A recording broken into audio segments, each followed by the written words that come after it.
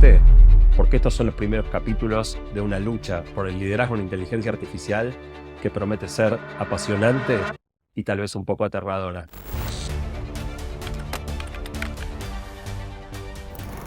Ya todos sabemos que el ritmo de cambio en la inteligencia artificial es una locura, pero lo que pasó en este último mes es un verdadero terremoto. Tanto que con Mariano Sigman, con quien escribimos este libro artificial hace poco, tuvimos que hacer un video para contarte qué pasó y cómo eso va a cambiar y seguir cambiando tu vida en los próximos meses. Bueno, aquí en Medellín, camino a Cartagena y luego a Bogotá, todas ciudades colombianas a las que vine a hablar de inteligencia artificial, y en medio, o llegando en realidad a este viaje, explotó esta bomba económica, bomba política, bomba tecnológica, bomba financiera, que es DeepSeek, esta nueva inteligencia artificial o este nuevo modelo desarrollado en China con recursos escasos y con supuestamente una enorme facilidad y liviandad, y que ha hecho temblar mercados financieros, que levanta preguntas de todo tipo de qué va a ocurrir y hacia dónde van estas tecnologías. ¿Por qué es tan importante este cambio? Bueno, por varias razones. La primera es que lograron algo que se suponía que era imposible. En un mundo en el cual hay pocas inteligencias artificiales muy poderosas, y esas pocas inteligencias pertenecen a enormes corporaciones, a Google, a Microsoft, a OpenAI, la idea que de repente pudiesen volverse más livianas, de que pudiesen haber tecnologías que hiciesen posible que esto que era de alguna manera una herramienta de muy pocos, se volviese una herramienta masiva. Y esto es el breakthrough, esto es lo que ha pasado, esto es lo que hace temblar con DeepSeek. No solo esta inteligencia que tiene su idiosincrasia y que tiene cosas particulares y entretenidas, sino la idea de que de repente un modelo muy sofisticado de inteligencia artificial puede hacerse con muchísimo menos recursos. Esto plantea hacia el futuro un escenario que es completamente distinto. Estados Unidos y China iban a disputarse el liderazgo global viendo quién llegaba primero a la inteligencia artificial avanzada, o AGI. Eso está pasando y las tensiones entre las grandes potencias empiezan a sentirse con fuerza. Hacer inteligencia artificial avanzada requiere un tipo especial de chips de computadora que son fabricados por la empresa estadounidense NVIDIA. Para frenar el avance chino, Estados Unidos le prohibió a NVIDIA venderle los chips más avanzados a China. Así es, la nación que siempre fue sinónimo de libre comercio puso sus objetivos estratégicos y geopolíticos por encima de su credo económico. Listo, sin esos chips, hacer IA avanzada era imposible. ¿O no? Los chinos tuvieron que hacer esto como una especie de respuesta a la necesidad que tenían, es decir, hicieron de la dificultad una virtud, y entonces con los recursos que tenían, que tampoco eran pocos por supuesto, tuvieron que resolver este problema. Y entonces vemos algo que aparece muchas veces en la historia del desarrollo tecnológico, que es que en situaciones de más dificultad o de más adversidad o de cierta limitación aparecen soluciones muy innovadoras y muy creativas. Los ingenieros chinos encontraron una manera que no solo logra llegar al mismo punto, sino que lo hace con un costo 20 veces más bajo.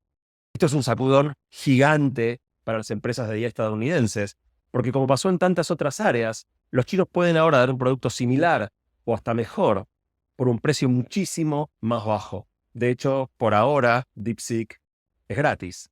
Esto baja mucho las barreras de entrada y abre el juego a que entren muchos otros competidores.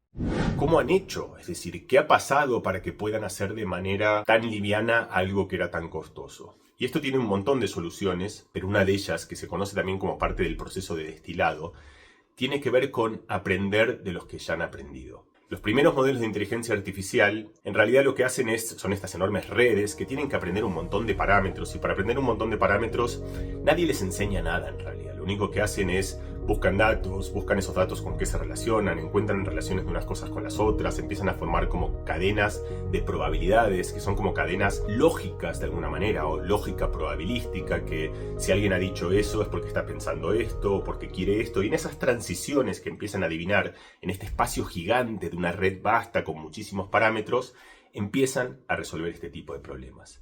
Pero eso es muy costoso, lleva mucho tiempo porque requiere aprender algo que nadie ha aprendido antes y por lo tanto no tenemos un método para hacerlo. Es para decir un ejemplo como si uno se pone a tocar la guitarra, nadie te enseña y uno, bueno, empieza a tocar las notas y se da cuenta que estas dos notas juntas suenan bien y uno empieza a estudiar todas las combinaciones posibles y encuentra sucesiones de escalas, de melodías, de acordes y las va descubriendo. Pero eso lleva mucho más tiempo que si viene un profesor y te dice, mira, pon estos dedos así para hacer un la o pon estos dedos así para hacer un mi, y hay alguien que ya ha aprendido y que te acorta ese camino de descubrimiento. Una diferencia enorme entre DeepSeek y el resto de las inteligencias artificiales es que DeepSeek ha aprendido muchas cosas a partir de estos modelos.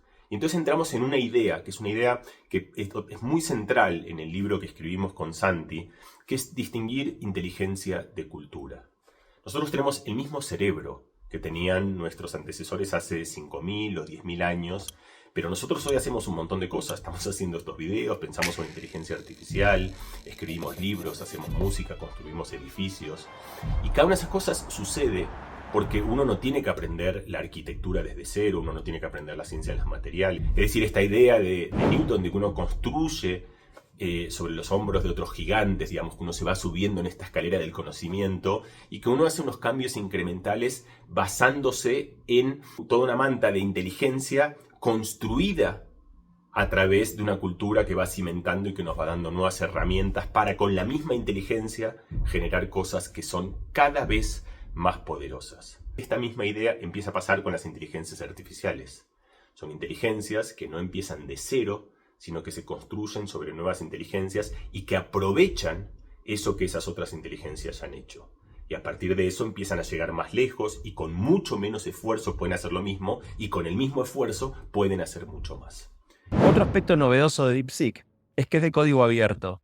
En otras palabras, todos pueden ver cómo está programado. Esta es otra fuerte patada al tablero de OpenAI, el creador de ChatGPT, que apostó siempre al secreto y dejó cerrados sus modelos. No solo podés ver cómo está hecho, podés cambiarlo, podés crear nuevas instancias, instalarlo localmente, hacer versiones modificadas. Hay muchos expertos convencidos de que el futuro de la IA va a venir de sistemas de código abierto, donde muchos puedan aportar a las mejoras, y no de corporaciones cerradas con laboratorios secretos. DeepSeek trae otra novedad súper interesante. En septiembre, OpenAI había lanzado ChatGPT O1, un nuevo tipo de modelo que razona, piensa, se toma un tiempo para pensar antes de hablar. Y por eso daba respuestas mucho mejores a temas complejos. Bueno, DeepSeek también lanzó uno llamado DeepThink, como think de pensar, que hace esto mismo, pero introduce una novedad muy importante.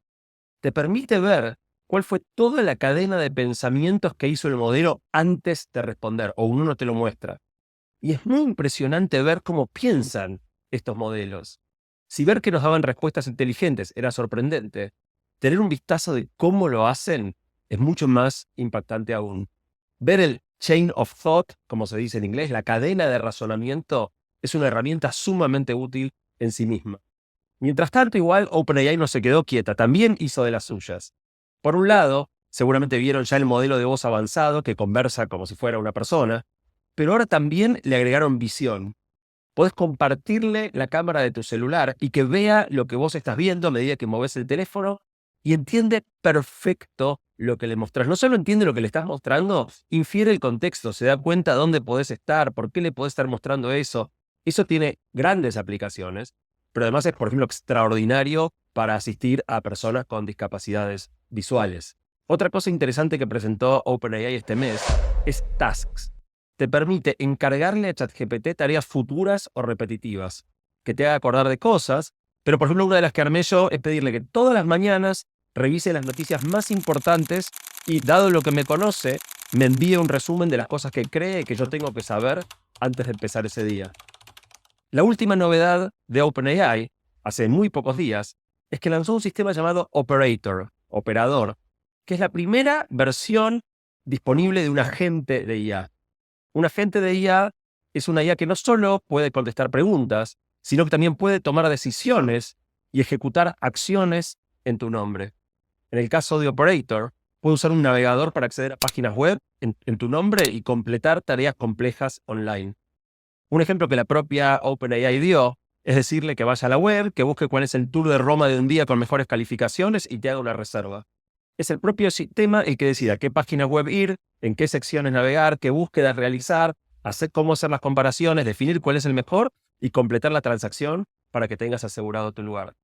Esta idea era una idea que para nosotros, otra vez, para Santi y para mí, era central en el libro Artificial, la nueva inteligencia en el contorno del humano, y que un año y un poco más de tiempo después de haberla escrita, acabamos de ver que aparece con bombos y platillos y haciendo temblar y haciendo preguntar otra vez qué es lo que va a pasar con todo esto.